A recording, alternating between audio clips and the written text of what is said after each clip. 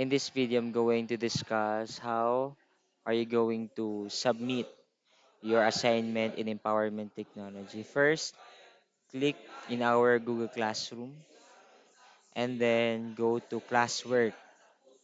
After that, click view instruction in mail merge activity and then click add or create and then click file. And then browse the file in your computer. In my case, I placed it in desktop.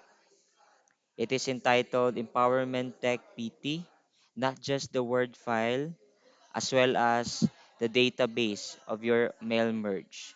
And then click Open.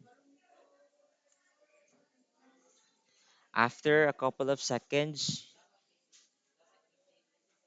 ma-upload na dayon siya and then click Turn In. And then Turn In. So that's how you submit your assignment in mail merge. Thank you.